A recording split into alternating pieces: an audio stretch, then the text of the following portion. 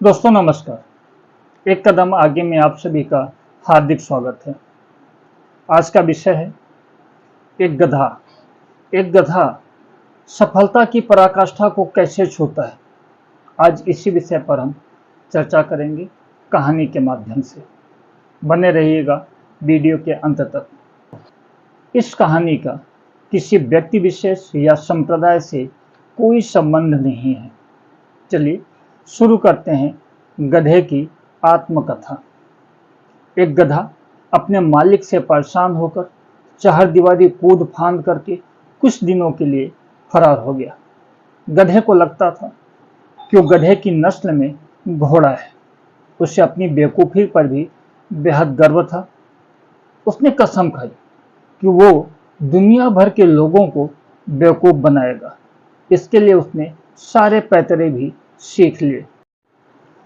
समय बीता।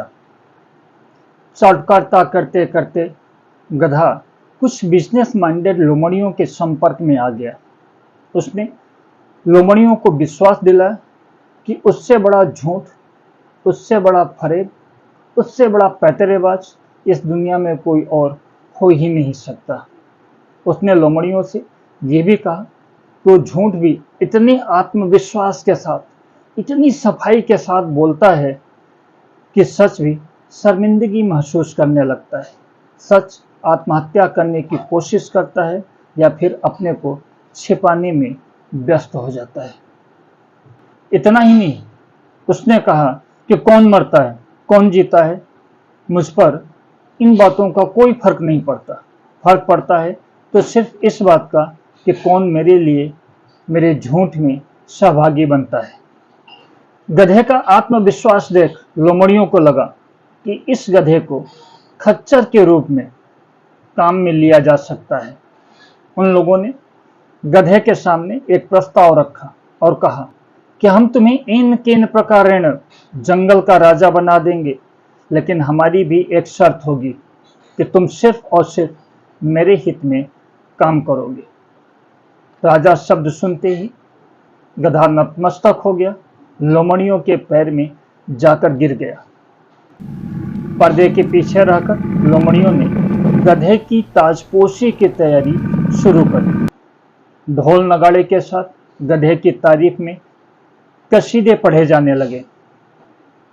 फिर एक ऐसा वक्त आया कि गधे को सर्वसम्मत से राजा चुन लिया गया।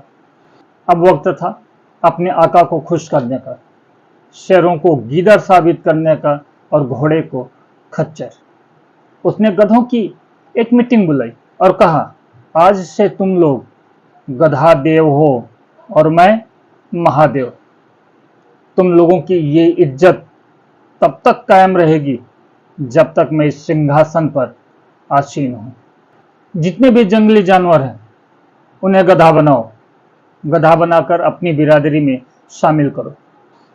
बात बिरादरी की थी, इसलिए सभी गधे अपने काम पर लग गए।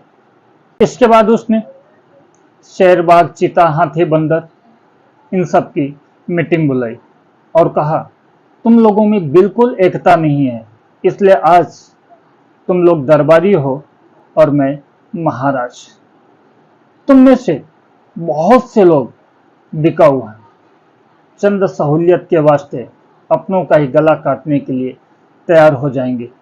शायद तुम भी उन्हीं से एक हो।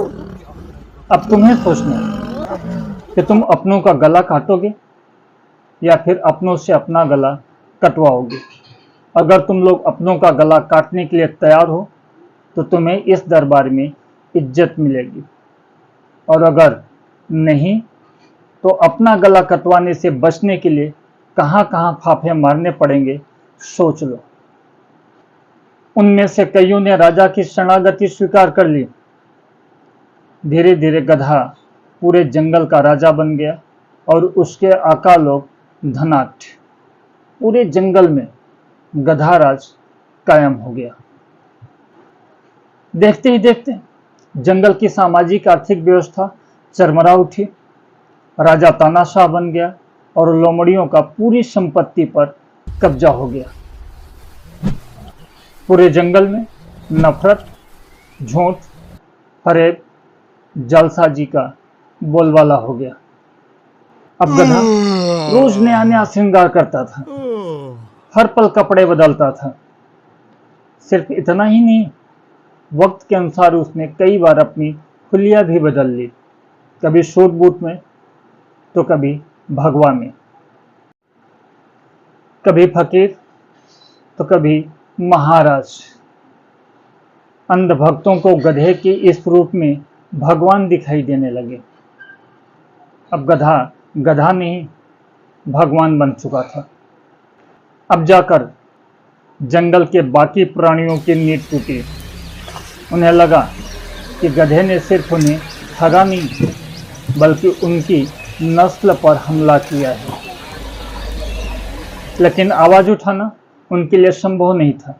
अगर किसी ने कोशिश की भी तो गधों की सेना ने उन्हें मसल कर रख दिया। घुट घुट कर जीवन यापन करते करते लोगों की रीढ़ की हड्डी भी टूट गई। तब जाकर के शेरों ने पीड़ितों की एक टीम बनाई और गधे के खिलाफ बिगुल बजा दिया। लेकिन बहुत देर हो चुकी थी। अब लड़ाई इतनी आसान नहीं थी। एक तरफ जागरूक लोग, दूसरी तरफ गधा देव, गधा भक्त और गधों की पूरी जमात।